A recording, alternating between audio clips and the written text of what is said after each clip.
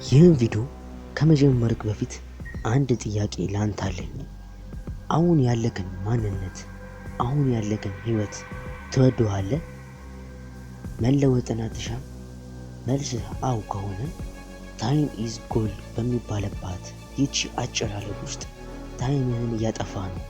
ብራዘር፣ ይህ ቪዲዮ ላንተ አይደለም።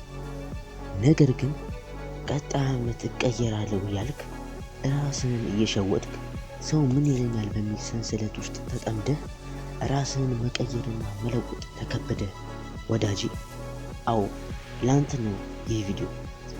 ይህ ቪዲዮ መቀየር ከብዶ ለብዙ ዓመታት ስትሰቃይ የነበርከውን ወዳጄ በዚች ክረምት ውስጥ ብቻ ምልክት ሳታስቀር እንድትቀየር ያግዛል። ቪዲዮ ከተመቸ ሁሌ በእንደዚህ አይነት ቪዲዮ እንድንገናኝ ቻናሉን ሰብስክራይብ እና ላይክ ማድረግን እንዳትረሳ። ወደ ቪዲዮ። በዚህ ቪዲዮ ላይ ዋና የምናየው ነገር ህይወትህን በዚች ክረምት ውስጥ የምትቀይርበትን እቅድ ወይም ፕላን እንዴት እንደምታወጣና ማሳካት ያሉብህን ግቦችም እንመለከታለን። በዚች ክረምት ውስጥ ሙሉ ለሙሉ ራስህን መለወጥ እና ቀጣይ ዓመት አዲስ ሰው መሆን ስለሆነ ዋነኛው ዓላማችን 4 ነጥቦችን እንመለከታለን። የመጀመሪያው ፊዚካሊ ለአንተ ከሚሰጥህ ውበትና ግርማ ሞገስ በላይ መከበርን፣ ጥንካሬን ያጎናጽፋል። በዚህ ምድር ላይ 2 አይነት አሸናፊዎች አሉ። የመጀመሪያው ተደባድበው የሚያሸንፉ እና ሁለተኛው ተፈርተው ሳይደባደቡ የሚያሸንፉ። ይህ ንግግር ስለ ድብድብ አይደለም፣ ስለ ግርማ ሞገስ እንጂ። አንተም ብትሆን ተፈርተው ከሚያሸንፉት መሃል መሆን አለብህ። ከሚከበሩት ማለት ግርማ ሞገስ ካላቸው። ስለዚህ ስፖርት ጀምር፣ ጂም ግባ፣ ወይም እቤት ውስጥ ቢሆን ብቻ ለሰውነት ግርማ ሞገስና ጥንካሬ የሚሰጡን ስፖርቶች ስራ። ያኔ ተለውጠህ ትሄዳለህ። ሁለተኛው ሜንታሊቲ። በጉልበትህ ጉልበተኛን እንጂ ውይይትን ማሸነፍ አትችልም። ሁለቱም ካለ ግን በሁለቱም የተሟላክ ትሆናለህ።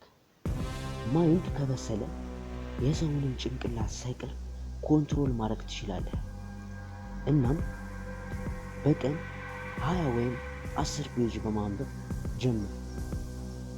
ብታነበው መጽሐፍ ግን መሆን ያለበት ሰልፍ ኢምፕሩቭመንት ላይ ፎከስ ያደረገ ነው።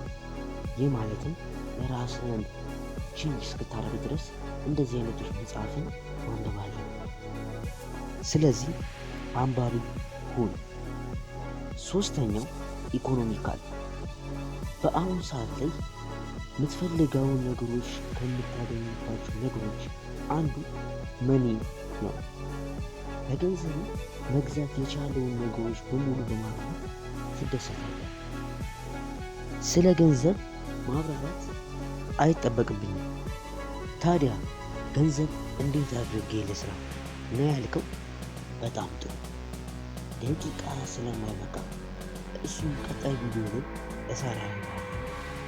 ታዲያ ሰብስክራይብ ካላደረግን ላይደርስ ይችላል። ስለዚህ ቀጣይ እንደነገርኳችሁ ምን አይነት ቢዝነሶችን መስራት እንዳለባችሁ ነው፣ ክረምት ላይ በምን አይነት ስራዎች እንደምትለወጡ የሚያሳይ ቪዲዮ እለቅላችኋለሁ። እኔንም ማበረታታት እንዲሆን ዘንድ ሰብስክራይብ ማድረግ በማለታችሁ። ለማንኛውም ስለማን አስብበት።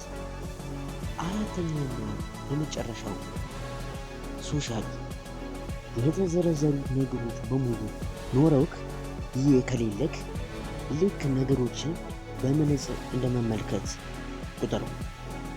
አካባቢክን፣ ቤተሰብክን፣ ተፈጥሮን ሁላ ማየት አትችልም።